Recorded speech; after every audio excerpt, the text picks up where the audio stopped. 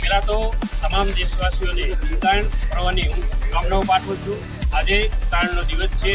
ઉત્તરાયણના દિવસની અંદર સૌ બાબર શહેર અને બાબર તાલુકાના કાર્યકર્તાઓ મળી અને આ ઉજવણી કરી રહ્યા છીએ। આ ઉજવણીની અંદર હું એટલો સંદેશ આપવા માંગીશ કે આ જે રીતે આપણે પતંગ ચકાઈએ છીએ અને દોરીની ઢીલ મૂકીએ છીએ તે રીતે જે આ વિકાસનો પવન ફૂંકાય છે તે જ રીતે આપણે પતંગને એટલી ઊંચાઈએ લઈ જઈએ જે રીતે આપણા નરેન્દ્રભાઈ મોદી સાહેબ વિકાસને ઊંચાઈએ લઈ જઈ રહ્યા છે તે જ રીતે આપણે આજના પર્વને ઉજવીએ અને આ પર્વની શુભકામનાઓ પાઠવતા સૌને એટલું પણ કહું છું કે પશુ પંખીઓને પણ આ દોરી વડે નુકસાન કોઈને ન થાય એની પણ કાળજી રાખી અને આપણે સૌ સાથે મળી અને સુખ શાંતિથી આ પર્વને ઉજવીએ અને તમામને હું શુભકામનાઓ પાઠવું છું કે સૌ સાથે મળી આ પર્વને ધામધૂમથી ઉજવીએ।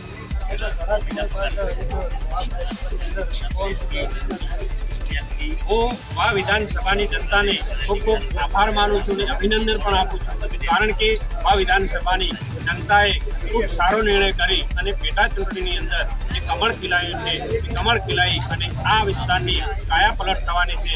જ્યારથી કમળ ખીલ્યું છે ત્યારથી આ વિસ્તારને વિકાસથી ગાથાઓ હંમેશા ચાલુ રહી છે। ગામે ગામ જ્યાં જુઓ ત્યાં કામ ચાલુ જ છે અને વિકાસ હંમેશા જે દિશાની અંદર ચાલી રહ્યો છે એ દિશામાં સૌ સાથે મળી અને હજી વધુ વિકાસ જોઈએ એની સાથે સાથે સૌ સાથે મળી અને સૌને આ પર્વની ખૂબ શુભકામનાઓ પાઠવું છું કે આવો સૌ સાથે મળી પર્વની પણ ઉજવણી કરીએ। સાથે મોદી સાહેબના સપનાને જે હરઘર સ્વદેશીનું સપનું છે એને પણ સાકાર કરીએ।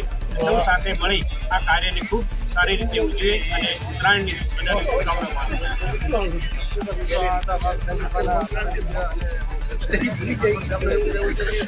વિધાનસભાની અંદર ઘણા સમય બાદ એક પવન લઈ રહ્યો છે અને લોકોની પણ એવી ચાહના છે કે વિધાનસભાની અંદર કમળ ખીલાયું અને આવનાર સમયમાં વિધાનસભામાં વિકાસ થાય એવું લોકોની પણ ભાવના છે।